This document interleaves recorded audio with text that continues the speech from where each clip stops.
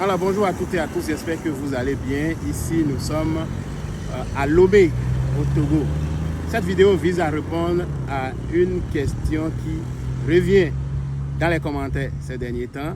Parce que je suis en tournée en Afrique, on me demande qu'est-ce que vous allez faire en tournée. Écoutez très bien, je parle de l'emploi, des études, de l'immigration et de l'intégration au Canada. J'ai été un candidat à l'immigration, donc j'ai immigré, je peux parler de mon expérience, je peux partager mes expériences avec vous. Mais quand on vient dans le domaine des ressources humaines, écoutez, comme je le dis souvent, vous n'avez pas besoin d'avoir un projet d'immigration au Canada pour bénéficier de mes services. Et vous pouvez en bénéficier aussi gratuitement, juste regarder mes vidéos.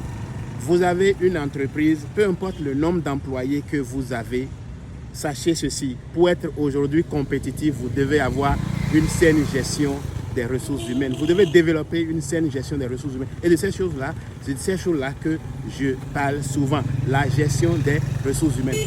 Pourquoi est-ce que les mêmes entreprises, avec les mêmes ressources, implantées dans différents pays, juste la différence de situation géographique fait en sorte qu'une entreprise peut réussir et l'autre va échouer. Je donne un exemple concret. Une entreprise au Bénin, une entreprise au Togo, exactement la même entreprise implantée au Canada, en France. Celles au Canada et en France vont réussir très rapidement, alors qu'ici, en Afrique, c'est difficile. Je vais vous dire quelque chose, attention, écoutez-moi très bien, je ne dis pas que ça dépend seulement de la gestion, de la méthode, de la gestion des ressources humaines. Non, mais la gestion des ressources humaines à l'Occident, pour ce que j'ai vu et expérimenté, il y a une attention particulière qui est portée à ce service, à cette gestion-là. Pourquoi? Parce qu'on comprend, nous comprenons que investir dans les ressources humaines, ça permet l'innovation, ça permet la créativité, ça permet de sortir les génies. Ne pensez pas qu'en formant vos ressources, vous dépensez. Non, c'est de l'investissement. C'est en investissant que vous allez pouvoir être compétitif. Et là, la force de toute entreprise passe par ses ressources humaines. En réalité, toute entreprise qui veut éliminer les doublons de recrutement, c'est-à-dire les ressources que vous avez déjà dans votre entreprise, que vous allez recruter, ou des ressources dont vous n'avez pas besoin, que vous allez recruter, si vous voulez éviter ça, vous devez forcément faire une planification de votre main-d'œuvre. Et c'est quoi la planification de la main-d'œuvre? Une planification de main-d'œuvre, c'est simplement cet exercice qui permet à une entreprise de disposer des ressources dont elle a besoin en quantité et en qualité pour atteindre de façon efficiente ses objectifs. Je dis efficience, c'est très important. Très bien, efficacement et en un temps record.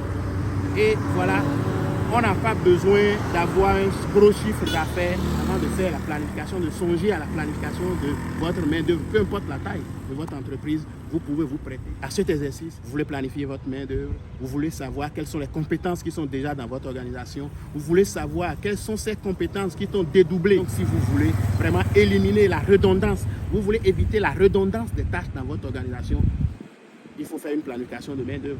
Toute entreprise qui se veut compétitive doit avoir un plan stratégique. C'est de votre plan stratégique découle votre plan opérationnel. Et la mise en action de votre plan opérationnel vous permet d'atteindre vos objectifs. Et vous ne pouvez pas mettre en action votre plan opérationnel sans une bonne gestion des ressources humaines. Donc, c'est ça. Vous avez des difficultés à écrire votre plan stratégique, nous pouvons vous accompagner et vous produire un document de qualité. Nous n'allons pas nous cacher derrière 4 minutes pour vous sortir un document, mais on va s'imprégner de la réalité de votre entreprise pour vous écrire votre plan stratégique. Chaque plan stratégique est unique. Je continue ma tournée en Afrique. La prochaine étape, ça va être Abidjan du 9 au 11 mai. Et j'ai un dernier jour au Bénin, c'est le 12 mai. Voilà. Donc, je vous invite à partager, aimer, partager. Si vous ne l'avez pas encore fait, je vous invite à vous abonner à ma chaîne YouTube pour ne rien manquer. Merci et à bientôt.